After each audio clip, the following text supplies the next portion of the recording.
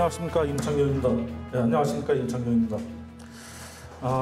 제가 오늘 발표할 내용은 독립운동가의 고대사 인식이란 이런 주제인데요. 독립운동가의 고대사 인식이란 주제는 우리 이덕일 소장님과 함께한 우리 그 연구 과제 중에 한 부분입니다. 그래서 단행본으로 완성이 됐는데 이것이 지금 한국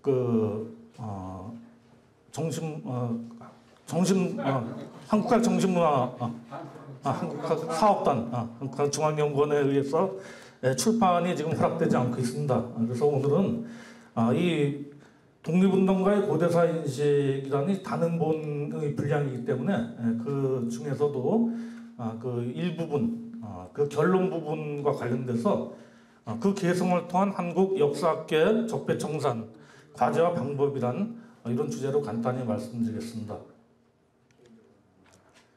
이 주제를 발표하게 된 배경인데요. 이 독립운동가의 그 고대사 인식이라는 그 주제로 단행본을 쓰다 보니까 사실은 독립운동가가 어떠한 역사 인식을 가지고 있었느냐, 특히 어떠한 고대사 인식을 가지고 있었느냐, 이 문제는 아주 현실과 밀접히 연관되는 이런 그 문제입니다. 사실 우리가 그 한국이 아주 고대사라는 것이 제대로 정립되지 못한 측면이 있거든요. 우리가 예를 들면 고조선의 기년서부터 고조선의 첫 출발지, 그다음에 고구려사의 그 건국연대, 고구려사의 첫 도읍의 문제, 고구려가 몇 차례 천도를 하게 되는데 그 천도 지역의 문제, 이런 문제들에 대해서 아직 한국 역사학계에 정설이 없습니다. 그냥 통설이라는 것이 존재하고 있는데 이 통설이라는 것이 역사 사실과 부합하지 않는다는 것은 많은 분들이 이미 알고 있습니다. 그렇기 때문에 우리가 그 역사 고대사의 문제에 있어서 우리가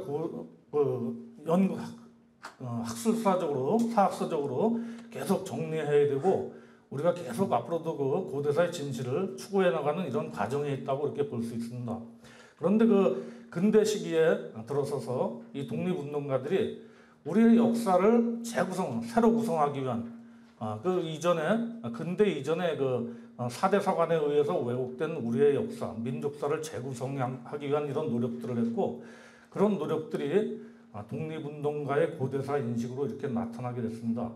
그래서 이 연구과제가 한국과학진흥사업단에 의해서 국가연구과제로 독립운동가의 고대사 인식이란 중요한 연구가 이루어졌는데 사실은 이것은 앞으로 여러 가지 우리 미래 한국 역사학계의 그 과거의 문제, 과거의 그 잘못 서술되는 문제를 그 비판하고 또 고쳐나가는데 중요한 자료의 일부가 되지 않을까 이렇게 생각하고 있습니다. 이 독립운동가의 고대사 인식 그 연구 대상은 이것은 이제 독립운동가의 그 고대사 인식을 이해하기 위해서는 독립운동가들이 어떻게 고대사를 서술했는가 그것을 살펴봐야 됩니다. 역사의 그 서술이라는 것은 어떤 그 역사가가 자기의 사관을 가지고 많은 그 역사 사실들 중에서 어떤 사건들을 선택해서 그 사건들을 해석하거든요. 사관에 의해서 해석해서 그것이 역사서가 되는데 그 역사서를 통해서 비로소 우리는 그 역사 인식이라는 걸 알 수 있습니다. 그렇기 때문에 독립운동가의 고대사 인식에 접근하기 위해서는 독립운동을 했고 동시에 역사 연구를 했고 이런 사람들의 그 역사 서술을 우리가 살펴봐야 되죠. 그래서 저는 이 책에서 독립운동 역사라는 개념을 사용했습니다. 이 개념을 창안해서 사용했는데 그것은 독립운동과 함께 역사 연구라는 이중적 시대적 과제를 담당했던 그 독립운동가들을 독립운동 역사가라 이렇게 특별히 명명하는 그 용어를 사용해서 이분들의 그 역사 서술을 부각시키는 의도로 이런 용어를 사용했습니다. 이 독립운동 역사가라는 이 독특한 지위가 있습니다. 그래서 이분들의 그 독립운동 역사가에게 있어서 그 민족사는 대외적으로 제국주의 침략에 맞서는 유력한 사상적 무기 하나이며 이들의 역사는 대내적으로 반민족적 봉건 세력을 비판하여 해체시키는 문화 도구이며 또한 민족 성원을 각성시켜 독립운동 전선에 나서게 하는 교육과 선전의 핵심이며 그들이 목숨까지 바쳐서 건설하려는 독립된 자주국가 건설을 자주국가를 건설하는 청사진이 담긴 것이었다고 이렇게 이해할 수 있습니다. 이런 그 독립운동 역사가는 많은 분이 있지만 대표적으로 이상용, 박은식, 유인식, 김교원, 이시영, 계봉우, 신채호, 김정규, 김승학, 이원태 등 이런 분들을 언급할 수 있습니다. 이분들이 이제 독립운동 역사가가 보통 우리가 그 한국의 사학사에서 현대 사학사에서 민족주의 사학 뭐 이렇게 얘기되고 합니다. 그런데 이분들이 이 독립운동 역사가들이 민족주의를 발견해서 역사 연구 및 서술에 활용했죠. 그런데 이분들이 독립운동과 역사 연구를 위한 민족주의를 어떻게 발견하게 되겠는 배경을 우선 이해할 필요가 있습니다. 1907년 그 한일 신협약 단계에서는 대한제국은 사실상 벌써 일본의 식민지로 전락하게 됩니다. 그래서 식민지로의 전락을 마련하는 조선민족의 항쟁이 일어나는데 갑오농민전쟁, 을미의병, 을사의병, 정미의병 등과 그 이후 연이은 항일 무장투쟁이 일어나게 됩니다. 사실 이런 그 의병투쟁들, 항일 무장투쟁이 저항의 규모가 결코 작지 않았습니다. 당시에서는. 그러나 이제 막 생성된 소위 일본 제국주의라는 새로운 체계와 그것이 발휘하는 물리력에 의해 이런 저항들이 번번이 좌절됐습니다. 그래서 이들 몇 차례의 민중적 저항으로 제국주의를 극복할 수 없다는 이런 한계를 인식하게 됐고, 그래서 우리 사회는 제국주의와 그 침략적 속성 등에 대해 심각하게 고민하면서 제국주의에 대해 전반적으로 이해하게 됐고, 일제 등의 침략적 제국주의를 극복할 수 있는 대안을 탐색하게 됐습니다. 그러한 노력의 결과로 제국주의에 맞서는 방법으로서 민족주의, 즉 저항적 민족주의를 발견하고 이 독립운동가들이 선택한 겁니다. 저항적 민족주의에 제국주의에 맞서는 저항적 민족주의를 선택하여서 그것을 독립운동과 역사 연구를 위해서 활용하고자 했던 거죠. 그러니까 목적은 독립운동이고 민족주의라는 것은 독립운동과 독립운동을 위한 역사 연구 등을 가기 위한 하나의 그 과정, 수단일 수 있다는 이런 얘기입니다. 그래서 신채후의 경우는 신채후의 그 1909년 저술이 제국주의와 민족주의라는 이런 저술이 있습니다. 이 저술 속에서 제국주의에 맞서는 방법론으로 민족주의를 발견했다는 점을 강조하고 있습니다. 제국주의에 저항하는 방법은 어떤 것인가? 민족주의를 힘써 드러내는 것이 그것이다.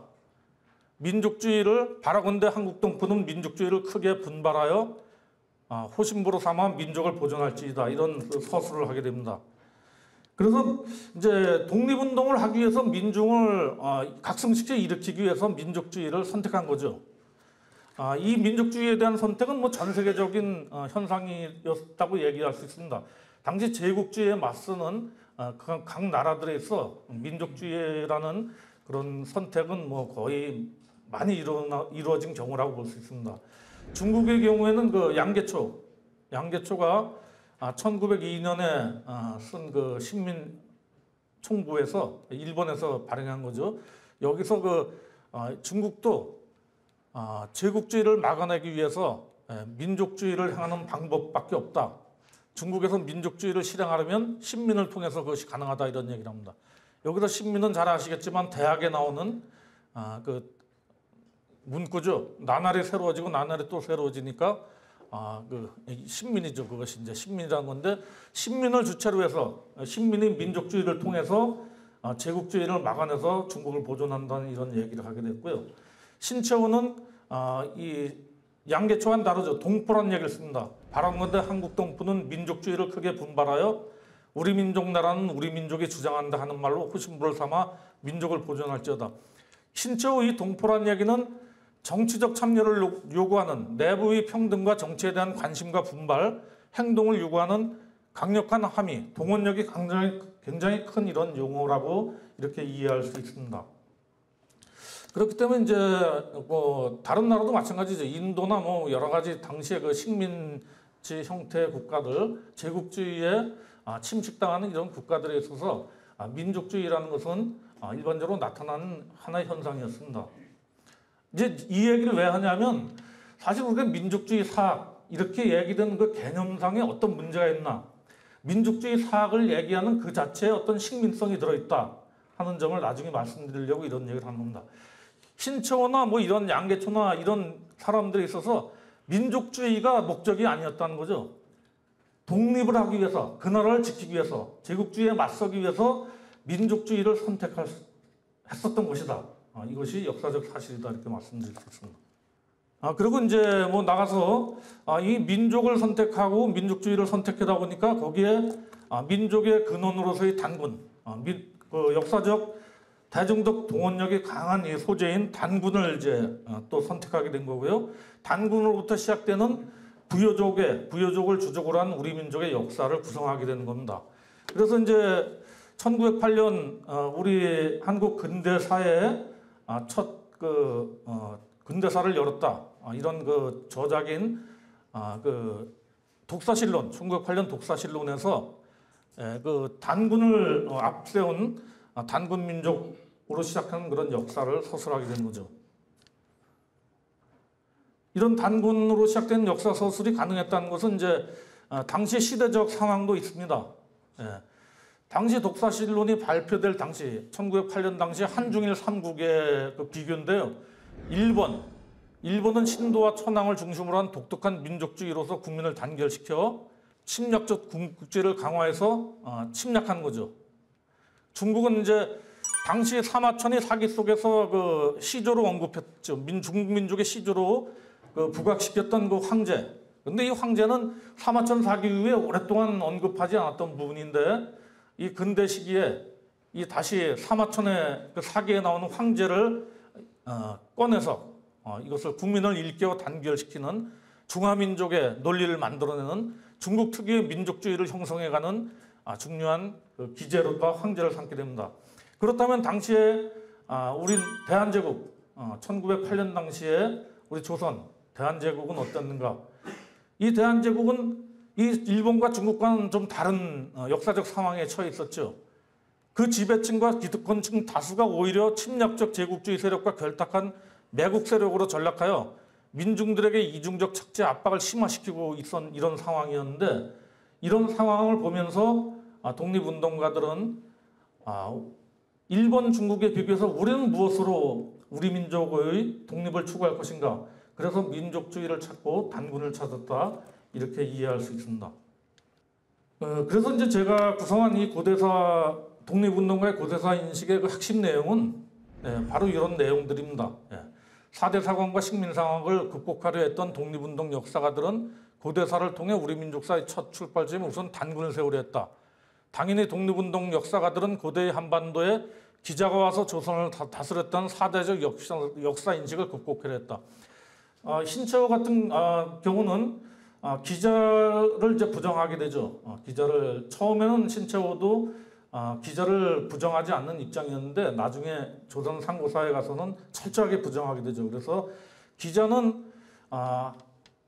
조선에 왔던 조선의 변방에 있었던 하나의 수위다. 하나의 수위에 불과했다. 이런 거죠. 작은 지방의 뭐 그런 수령에 불과했다 이렇게 그렇게 얘기하고요.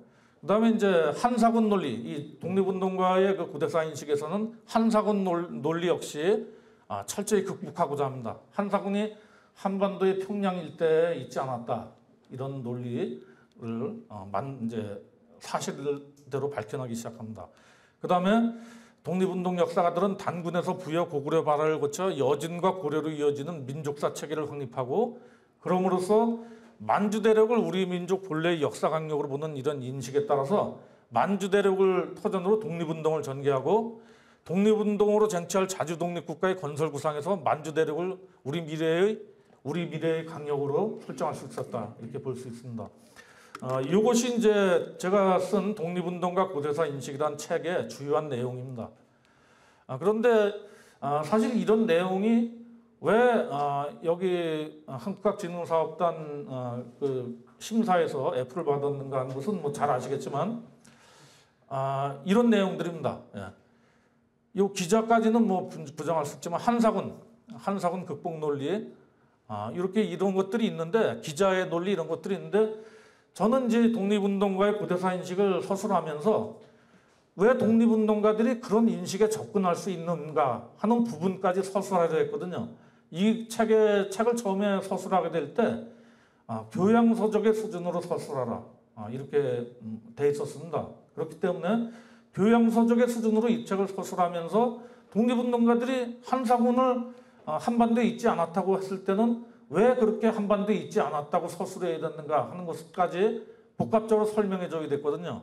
이런 얘기를 해주고 뭐 대륙에 대한 얘기, 부여고구려 발해를 거쳐 여진과 고려로 이어진 민족사 체계, 이런 책이나 뭐 대륙의 대륙국가 얘기, 이런 얘기를 왜 독립운동가들이 그런 식으로 생각했을까까지 서술해 주다 보니까 기존의 한국의 그 역사학 통설이라는 그 이병도의 뭐 한국사 대관에 나오는 그런 체계와는 완전히 다른, 그것을 전반적으로 비판하는 책이 되는 그런 경향이 있었습니다. 이것이 제가 아마 독립운동가 고대사 인식이라는 저의 단행본이 그 심사에서 출판 불가 처분을 받았지 않았는가 이렇게 생각합니다. 그래서 오늘은 이제 제가 지금까지 말씀드린 것은 제가 구상한 독립운동가의 고대사 인식의 전반적인 내용을 간략히 요약했고요. 오늘은 이제 위의 기본사항을 지금까지 말씀드린 기본사항을 전제로 오늘은 이제 독립운동가의 역사학은 민족주의 사학 아닌 독립운동 사학으로 볼 수 있다, 봐야 한다, 이런 얘기와 함께 독립운동가의 역사적 적폐청산 노력과 그 좌절을 살펴보고 마지막으로 독립운동가 고대사 인식 계승을 통한 한국 역사학계 적폐청산 과제와 방법에 대해서도 간단히 얘기해 볼까 합니다. 이 독립운동가 고대사 인식을 이해하게 되면 이 책을 정말 누구라도 잘 만들면 이 책은 여러 가지 기대 효과가 있습니다. 뭐냐면 독립운동가가 어떻게 그 고대사를 이식하는가 하는 그 지식의 문제, 지식을 이해하는 이런 문제도 있지만 또 하나는 독립운동가 고대사 인식이 그러했는데 그것은 어떤 지금 현재 우리의 역사학계 역사 서술과 어떤 관계가 있냐, 이런 그 고민까지 나갈 수 있고 우리 역사학계 적폐청산 문제와도 밀접히 연관되어 얘기될 수 있는 이런 측면이 있습니다.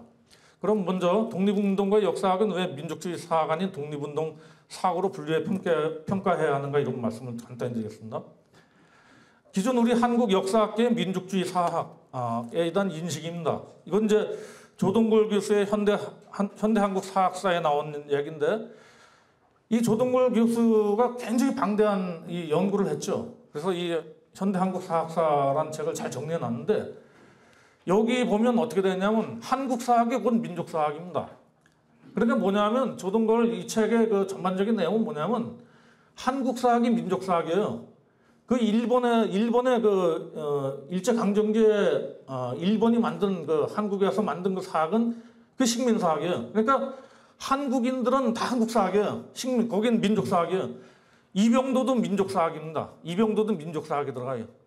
친일파들, 최남선, 이능화 이런 사람들 다 민족 사학에 들어가요. 자 보시겠습니다. 이제 이게 그 조동골 교수의 그 현대 한국 사학사에서 한국 사학입니다. 이게 곧 이제 민족 사학이에요. 민족 사학이고 여기에 관념 사학, 사회 경제 사학, 실증 사학이라는 개념을 써서 구분해 놓고 있습니다. 그런데 전부 이병도, 김상기 여기 나오는 이 신석호, 이선근 이런 사람들 다 여기에 다 이제 최남선 이런 거 다 나옵니다. 이 최남선, 이능화 이런 사람은 민족주의 사학에 들어간다고 보고 있고, 그 다음에 이병도 이런 사람들도 결국은 민족 사학이에요. 민족 사학. 그리고 이제 민족주의 사학이라고 이걸 별도로 이렇게 좀 해가지고 여기에 이제 독립운동가들을 놓고 있습니다. 이런 그 분류는 무엇이냐면, 이런 분류의 단점은 뭐냐면 독립운동 독립운동가들이 독립을 위해서 민족주의를 받아들여서 연구한 이런 역사 성과들을 제대로 구분해서 그 특성을 부각시키지 못하는 이런 한계가 이 분류에는 있습니다. 관념사학 어떻게 생각해서 여러분 관념사학, 그리고 관념사학의 아래에 유식론사학, 박은식, 신채호, 정인보가 유식론사학이에요. 애매한 이거 구분 아니에요. 이게 전 세계에서 유식론사학이라고 얘기되는 이런 사학 분류, 참 이상한 분류입니다. 그래서 이것만 보면 정말 뭐 이분들이 누가 그 당시에 정말 역사를 한국의 그 기존의 그 4대 사관 식민사학의 전반적인 틀을 깨기 위해서 노력한 사람들의 성과가 전혀 부각되지 못한 이런 한계를 안고 있습니다. 그런데 이제 독립운동가가 민족주의를 어떻게 인식했냐? 또 아까 살펴본 거죠. 제국주의에 맞선 방법론으로 민족주의를 발견했다. 그 다음에 이제 뭐 양계초 얘기. 그래서 신처우뿐만 아니라 독립운동가들은 독립을 위한 방법론으로 민족주의, 즉 당시의 침략적 제국주의에 대항하는 저항적 민족주의를 선택했고, 민족주의 선택의 목적은 독립운동입니다. 그러므로 독립운동가들의 역사 연구를 민족주의 사학 아닌 독립운동 사학으로 특화하여 연구하고 또 계승해야 된다. 이것이 왜 이렇게 돼야 되냐면 독립운동 사학의 계승과 관련이 있어요. 지금 신처우, 뭐 박은식 이런 독립운동 사학에 있는 분들의 역사학을 우리가 전혀 계승하지 못하고 있습니다. 이건 왜 그러냐면 민족주의 사학으로 묶어놓은 거예요. 민족주의 사학으로 묶어놓으면서 1945년부터 지금까지 오랜 시간을 거치면서 민족주의 사학의 그 본질에 대한 많은 왜곡이 일어납니다. 그래서 지금 민족주의 하면 부정적인 측면이 있다 이렇게 이해할 수도 있거든요. 그렇게 또 이해하고는 학자들도 많아요. 그렇기 때문에 신처우, 뭐 박은식 이런 그 독립운동가들의 이런 그 사학을 민족주의 사학이란 이런 이름으로 이렇게 그냥 분류하면서 독립운동 사학의 계승과 그들을 계승을 통한 우리 역사학의 바른 방향 설정에 큰 장애가 있다 이렇게 볼 수 있습니다. 독립운동가의 역사적 적폐청산 노력과 그 좌절에 대해서 간단히 말씀드리겠습니다. 독립운동가의 그 역사적 적폐청산 대상인데요. 독립운동가들은 지금으로 말하면 역사적 적폐청산을 한 겁니다. 그것이 바로 독립운동가들이 독립을 위해서, 독립운동을 위해서 역사를 다시 구성한 이유이기도 하죠. 이 독립운동가들이 이제 독립운동을 위해서 민중들을 동원하고 독립운동의 뭔가 동력으로 역사를 활용해야 되는데, 당시 독립운동가들이 보니까 우리나라에는 그런 역사가 없는 거예요. 우리 민족 성원들을 각성시켜가지고 독립운동에 나서게 만들 수 있는 역사가 전무한 거예요. 당시에 신처우가 얘기했어요. 우리한테는 역사가 없다는 거예요. 박은식은 얘기했어요. 역사가 없는 민족은 나라가 없다는. 그러니까 나라가 망하는 거예요. 그래서 우리 역사를 되찾을 수 있는, 독립운동을 할 수 있는 역사를 만들어내야 되는데, 그러다 보니까 기존의 4대 사관, 그 다음에 일제가 만들어나간 식민사관과 전면적인 하나의 전투를 해야 됐고 싸워야 됐고, 그래서 독립운동 역사가들은 4대 사관과 함께 식민사관에 의해서 서술된 역사를 극복하는 역사적 적폐청산 작업을 진행했다. 그 역사적 적폐청산 자체가 하나의 독립운동이었다. 독립운동가에게 있어서는 역사 서술 및 역사 연구 자체가 하나의 독립운동이었다. 이겁니다. 예. 그런데 이 독립운동가 역사적 적폐청산 시도가 좌절되고 말죠. 예. 그건 이제 뭐 일제 시기에 식민사관 또 일제 탄압에 의해서 좌절된 측면도 있지만, 그 이후 이 독립운동가 역사 적폐청산 시도는 45년 이후에 아주 결정적으로 이루어지죠. 45년 이후 한국 사회가 청산되어야 할 과거가 현재까지도 계속 이어지도록 만드는 이런 불행한 역사가 지속되고 있습니다. 특히 1949년에 반민족특별행위 특별조사위원회, 반민족행위 특별조사위원회 이거 해체되면서 친일협력자 친일파 처벌의 초부적인 기회가 무산되고요. 1964년 5.16 쿠데타, 그 다음에 이 신군부 권력장악 등의 시기에 과거청산 기회가 무산되었다. 그래서 독립운동가의 역사적 적폐청산이 좌절된 원인도 이러한 한국의 그 특이한 역사 상황에 의한 것이다. 이렇게 볼 수 있습니다. 특히 우리 그 45년 해방 이후에 우리 한반도의 남부에는 4대 사관과 식민사관을 1945년 해방 이후에도 한반도의 남부에 온전시켜야만 하는 세력이 집권 세력이 된 겁니다. 그것이 우리 역사 적폐청산 작업, 독립운동가들이 이루려고 했던, 시도하려고 했던 그 역사 적폐청산 작업이 그 좌절되는 결정적 원인이 되었습니다. 독립운동가 고대사 인식 개성을 통한 한국 역사학계 적폐청산 과제와 방법을 간단히 말씀드리겠습니다. 우리는 그래도 이 독립운동가들에 의해서 시도되었던 이런 그 독립운동사 그것에 의한 역사적 적폐청산 작업은 멈출 수가 없습니다. 그것은 반드시 이루어야 할 우리 역사학계 과제라고 이렇게 생각됩니다. 이제 그 방법론의 하나가 한국 역사학계 독립운동사 계승을 통한 방법일 수 있습니다. 사실 이거 뭐 이만열 교수의 얘기인데 1950년대 말까지만 하더라도 신채호의 이름은 국사학계에 거의 알려지지 않은 상태였다. 왜 그랬을까? 뭐 이만열 씨는 이렇게 봤습니다.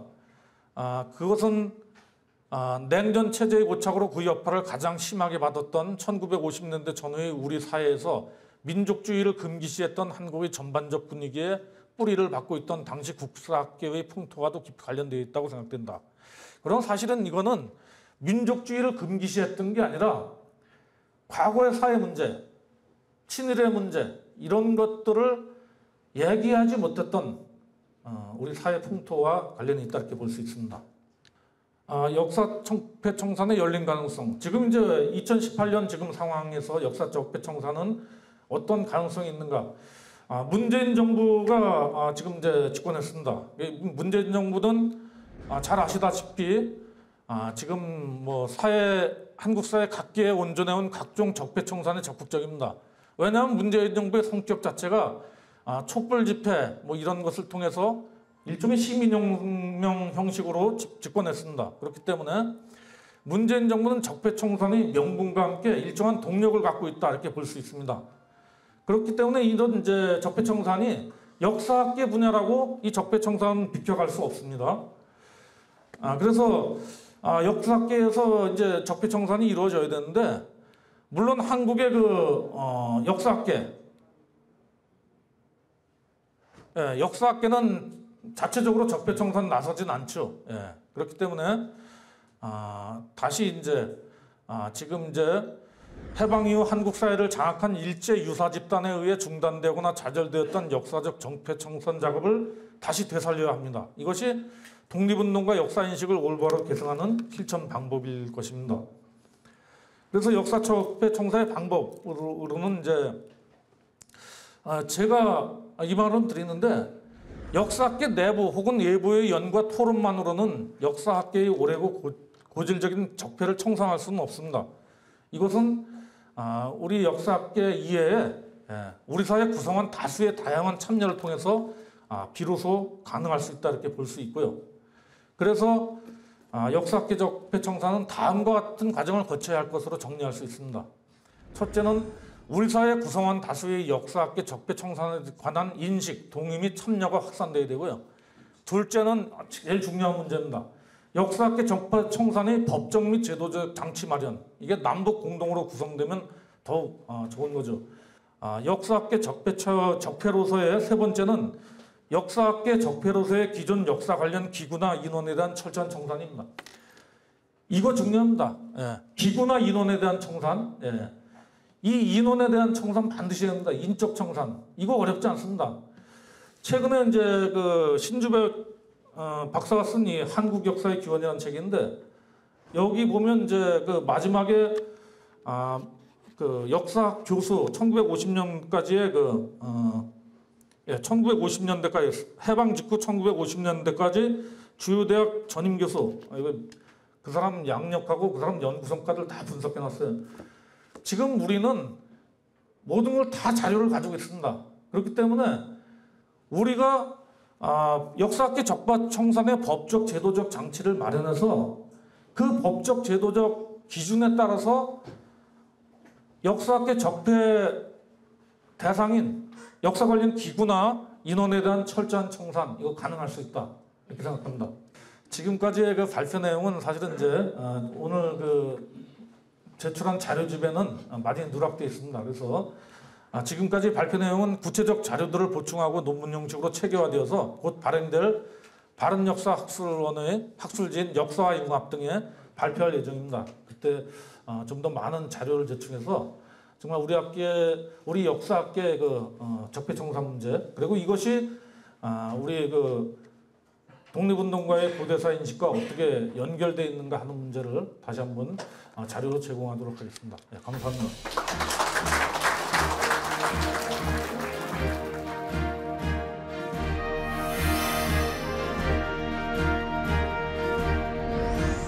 네, 반갑습니다. 제가 발표할 내용은 53쪽에 있으니까 53쪽을 보시면서 같이 얘기를 하도록 하겠습니다. 자, 먼저 이제 조선사 35권의 출판 경위를 좀 살펴보죠. 1910년 나라가 망했습니다. 1910년의 경술국치에 일본 사람들이 해야 될 것이 바로 뭡니까? 일제가 바로 먼저 해야 될 것이 민족 동화 정책이었습니다. 자, 민족 동화 정책을 하기 위해서 가장 선결되는 게 뭐겠습니까? 바로 역사 편찬입니다.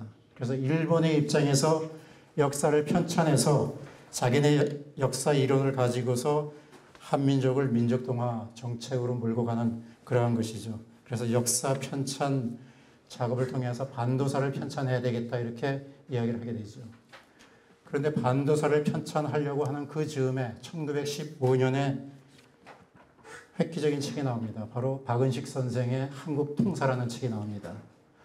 자, 이 책이 나오니까 이 책의 모든 한국 민족들이 이쪽으로 경도가 되니까 이런 책 가지고서 민족 동화 정책이 문제가 생기겠다 해가지고 급기야 서두르게 된 것이 이제 우리가 얘기하는 조선 반도사 편찬 계획을 하게 됩니다.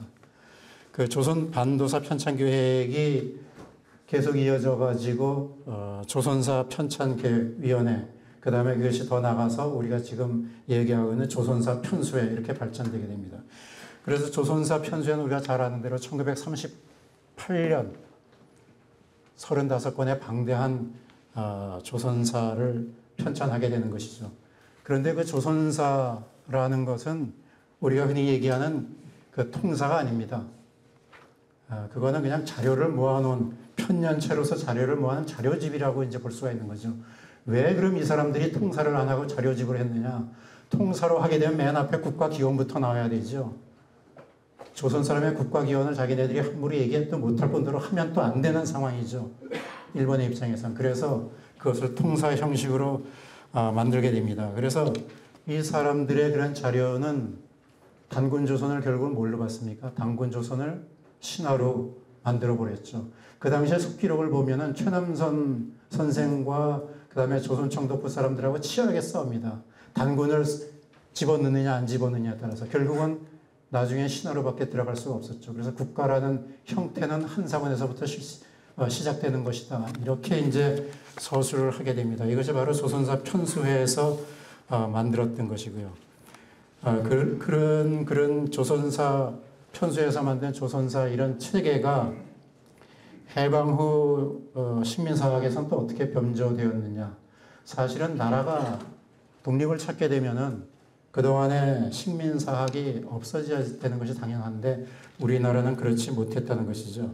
그래서 해방 후의 식민사학을 나름대로는 이것을 불식시키기 위해서 노력은 합니다. 그래서 일제가 만들었던 우리가 흔히 얘기하는 식민사학의 요체라는 거 되게 두 가지를 얘기하죠. 하나는 타율성 이론, 또 하나는 정체성 이론, 이 두 개입니다. 이것이 많은 학자들이 해서 이것도 뭐 해방 후에 바로 된 것은 아니고 1960년대부터 이제 시작이 됩니다. 그래서 1960년대부터 역사학자들마다 타율성 이론, 정체성 이론을 극복해가지고 식민사관을 극복해야 된다 하는 이야기들은 무수하게 많이 합니다만은 결국 극복이 되지 못하게 됩니다. 해방 후에도 식민사학에 대한 비판이 많이 있었어요. 특히 진단학회 총무였던 조윤재 선생 같은 경우에는 해방 후에 이병도나 신석호 같은 이런 사람들을 겨냥해가지고 바로 일제 식민사학자들은 더 이상 발붙이지 못하게 해야 된다. 학회에서 제명을 해야 된다. 이런 얘기가 나오게 됩니다. 그래서 그런 것을 가지고서 학회에서 고민을 하다가 결국은 그것도 흐지부지하게 되는 그런 상황이 되죠. 그래서 이후에 이병도를 중심으로 한 그런 역사 식민사학이 우리나라에 뿌리를 내리게 되는 것이고, 그것이 오늘날 소위 두계사학이라는 이름으로 깊이 뿌리 내리는 것을 볼 수 있습니다. 자, 그럼 그런 상태에서 내려와서 그럼 이병도 사학이 대체적으로 어떤 것인가 우리가 한번 살펴보죠. 이병도 사학이야말로 두 가지 아주 커다란 절대적인 평가가 있습니다. 하나는 이병도에 대해서 식민사학의 대부 이렇게 얘기가 됩니다. 또 하나는 국사학계의 태도, 한 사람을 놓고서 정반대되는 이러한 이야기가 나오고 있는 것이죠. 지금 우리가 잘 알다시피 두 개 학술상 여러분 아시죠? 진단학계를 중심으로 해서 두 개 이병도를 기리는 학술상을 두 개 학술상이라고 합니다. 그러니까 많은 수상자들이 나왔습니다. 특히 문제가 되는 것은 자칭 진보 역사학자라는 사람들 중에서도 이런 두 개 역사상을 받고서 받았으면 자랑스러워야 할 텐데 쉬쉬하고 있는 그런 상황입니다. 이것이 우리 역사학계에 보이지 않는 현실이라는 것이죠. 그래서 이병도 식민사학 얘기할 때 이병도 박사는 살아 계실 때도 항상 자기는 조선사 편수의 촉탁이었지 뭐 정식으로 직원이 아니었다 이런 얘기를 합니다. 그래서 그 기록으로는 이제 촉탁으로 되어 있습니다만 저희가 새로운 것을 이전에 발견한 적이 있습니다. 그 이병도 박사의 고향인 용인에 가면 아버지 이봉구의 비석이 있습니다. 그 비석을 우리가 가서 확인해 보니까 거기에는 분명하게 조선총독부 수사관으로 정확히 찍혀 있는 것이죠. 그래서 집안에서 뭐 이것은 1938, 9년도에 돌아가신 아버지 묘비에 그렇게 찍혀 있다고 하면은 집안에서 그렇게 했다는 것까지 부정할 수는 없을 겁니다. 이것이 바로 당시에 이병도 박사의 그 모습이라고 이제 할 수가 있는 것이고요. 자, 그럼 마지막으로 가장 이제 중요한 이병도 역사관의 비판을 좀 보겠습니다. 이것은 뭐 제가 따로 이병도 박사의 역사관에 대해서 일일이 비판한 것은 아니고 대표적인 사실은 재밌는 것은 이때까지 이병도 박사의 해방이 된 지 지금 70년이 넘었는데도 불구하고 또 돌아가신 지도 거의 30년, 20년이 됐는데도 불구하고 이병도 박사에 대한 비판이 역사학계에서 논문이나 책이 없었다는 것도 불가사의한 일이죠. 그 중에서 한 권의 책과 두 권의 논문이 있습니다. 바로 이전에 우리가 이제 정통사학계라고 하는 데서 이제 제야사학자라고 했던 문정창 선생이 쓴 것이 있습니다. 바로 이병도 박사가 1976년에 우리가 잘 아는 한국 고대사 연구라는 책을 내죠. 박영사에서 나온 책입니다. 이거 보면 이거는 아마 이병도 박사가 평생 했던 고대사를 집합했다고 할 수 있는 그런 책이죠. 그 책에 대해서 바로 문정창 선생이 비판한 책이 나옵니다. 이병도 저 한국 고대사 연구평 하는 책이 백문당에서 나옵니다. 이 책이 나왔음에도 불구하고 이 책은 학계에서도 알려지지 않을 뿐더러 이 책에 대해서 아는 사람조차도 거의 없습니다. 그래서 문정창 선생이 이병도 박사의 한국 고대사 연구라는 책을 보고서 하나하나 낱낱이 장자마다 그것을 비판하는 그런 책이었습니다. 그런데도 이 책은 물론 일반 출판사에서 출판할 수가 없죠. 그래서 문정창 선생이 자비로 냈음에도 불구하고 이 책은 도서관에도 거의 찾아보기 힘들 정도로 거의 사라져 갔다는 것이죠. 그 다음에 훨씬 지나서 2000년 지나서 2014년에 바로 이도학 박사가 이병도 한국 고대사 연구의 실증성 검토라고 하는 백산학부에서 논문이 나왔습니다. 이게 아마 학계에서 나온 논문으로서는 최초의 논문입니다. 2014년에 나왔습니다. 또 하나가 있습니다. 바로 오늘 발표하신 임창경 박사가 쓴 논문입니다. 이병도 한사군 인식의 형성 과정에 대한 비판적 검토. 이게 국학연구에서 2014년에 같이 나왔습니다. 이병도 박사에 대한 그런 얘기들은 많이 하면서 이병도 박사에 대한 비판의 논문이라든지 이병도 박사를 추종하는 아까 역사의 유형 같은 책은 많았지만 이병도 박사의 그런 글을 갖다가 비판한 책은 하나도 없습니다. 우리가 앞으로 중요시해야 될 것은 앞으로 우리가 구두상으로만 떠들고 이렇게 할 것이 아니고 이런 비판을 통해 가지고 역사 논문, 역사 책에는 비판을 통해 가지고 이것을 낱낱하게 정확하게 실증적으로 파헤쳐야 될 것이라고 이제 생각이 되는 것이죠. 그래서 몇 가지 이병도 박사의 그 책에 나왔던 그 세 분의 그 비평에 대한 것을 좀 정리를 해봤습니다. 61쪽부터 있습니다. 61쪽부터 해서 쭉 나오는데요. 자, 단군조선의 실체에 대해서 뭐 이병도 박사는 우리가 잘 아는 대로 아까 그 이덕일 소장께서 얘기하셨지만은 이나바 이와기치나 이런 일본 식민주의 사학자들의 이론을 그대로 따랐습니다. 물론 여기서도 그렇기 때문에 단군을 갖다가 신화로 바로 시작을 합니다. 그래서 한국 고대사 연구 시작은 단군의 설화에서부터 이제 시작을 하고 있습니다. 그 다음에 기자조선과 위만조선도 마찬가지입니다. 특히나 위만조선 같은 경우에는 우리 아까 이덕일 박사께서 여기서 말씀을 하신 거대로 그 위만조선을 얘기할 때 우리가 이제 한서지리지를 많이 인용하는데요. 한서지리지에서 그 왕엄성의 위치에 대해서 이제 대체적으로 이야기를 하고 있죠. 그리고 그 왕엄성의 위치인 그 험독에 대해서 얘기한 게 있습니다. 물이 험한 곳에 의지했으므로 험독이라 했다. 이렇게 한서에 분명히 나오는데도 불구하고 그걸 어디에다 위치 비정을 하는 거죠? 아까 얘기한 대로 대동강 남쪽에 있는 토성리. 그 토성리는 우리가 가보지 않고 지도상, 사진상으로 보더라도 평지에 있는 평지성입니다. 거기에다가 도읍을 정할 리도 없고 이 험독이라는 지명하고도 맞지 않는 그러한 것이죠. 그럼에도 불구하고 이 사람들은 눈 하나 깜짝 안 하고 이 험독을 갖다가 기자조선 또는 위만조선 나중에 이제 낙랑군의 그 성도로까지 이제 얘기를 하고 있죠. 그리고 이제 한사군 그 인식 같은 경우도 마찬가지입니다. 그 우리 임창경 박사가 이제 그 비판한 내용 중에서는 특히나 이제 이병도의 조선사 대강 이 해방 직후에 나온 책인데요. 이 책은 상당히 문제가 많은 책입니다. 그래서 이 조선사 대강은 지금 그 거의 시중에서 또는 도서관에서 자취를 감춘 책입니다. 왜냐하면 이병도 입장에서는 좀 감추고 싶은 책 중에 하나죠. 자기 저술이지만.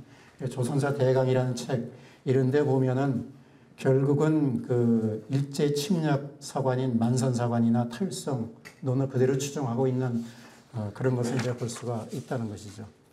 그 다음에 또 우리가 이제 흔히들 잘 아는 대로 그 풍납토성에 대한 그거 여러분 잘 아시죠? 풍납토성이 뭐 사성이라는 설.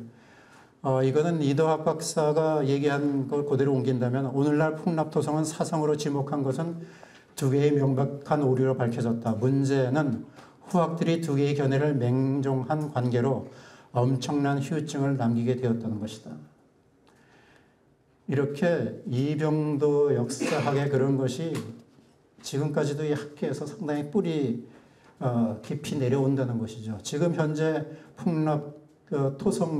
풍납토성이 새롭게 이제 백제 위례성으로 지금 정착이 돼 가고 있죠. 거기서 많은 유물이 최근에 나왔기 때문에 그런데 사실은 그것도 우리가 정밀히 살펴봐야 됩니다. 상당히 많은 트릭을 가지고 있습니다. 왜냐하면 도성의 기본적인 구성 요소인 것조차 거기서 나타나지 않고 있습니다. 수많은 톡이나 이런 것들이 나타나지 도성에 갖추어야 할 그런 유적 유물이 나타나지 않는다는 거죠. 그래서 이런 것도 앞으로 더 준비를 해야 되는데 이 사람들은 성급하게 벌써 한성 백제 박물관을 만들어서 이렇게 일방적으로 이제 주장을 하고 있습니다. 그래서 이런 것이 더 큰 문제는 이병도가 이러한 연구 성과에 대해서 지나치게 확신하고 자랑스러워까지 하고 있다는 이런 것을 볼 수가 있습니다. 그래서 뭐라고 얘기하냐면 나의 현대 고구려설은 이러한 명칭하에 고찰해 보더라도 조금도 불합리한 점이 없음을 확신하는 바이다라든가 자아관 건음 두 글자는 연호인 것이 틀림없습니다 하는 확신에 찬 득의에 찬 많은 사람들이 당황시키고 있는 이런 모습을 볼 수 있습니다. 결론으로 얘기하겠습니다. 이병도 학문의 비판은 사실은 우리가 앞으로 좀 더 깊이 또 보다 넓게 해야 됩니다. 이때까지 말로만 이병도 비판을 했지 논문으로서 또는 글로서 비판한 것이 제대로 나타나지 않았다는 것을 우리가 한번 반성을 해볼 필요가 있습니다. 자, 학계의 금기가 됐습니다. 이병도 박사는. 이병도 박사의 비판은. 그렇다고 우리까지 앉아가지고 이병도 박사를 비판하지 않을 수는 없는 것이죠. 자, 타계한 지 1989년에 타계했으니까 지금 타계한 지 30년이 됐습니다. 그럼에도 불구하고 지금까지도 이병도의 비판은 금기시되어 있습니다. 참으로 무서운 식민사학의 생명력이라고 할 수 있는 것이죠. 이런 생명력이 이병도 박사 당사자가 돌아가신 지 30년이 지났으면서도 이 식민사학이 우리 학계 또 우리 근처에 아직까지도 상당히 깊게 뿌리박고 있다는 이런 것을 통해 가지고 이병도 식민사학에 대해서 우리가 다시 한번 좀 생각해 볼 필요가 있다, 이렇게 생각하면서 발표를 마치겠습니다. 감사합니다. 네, 잘 들었습니다.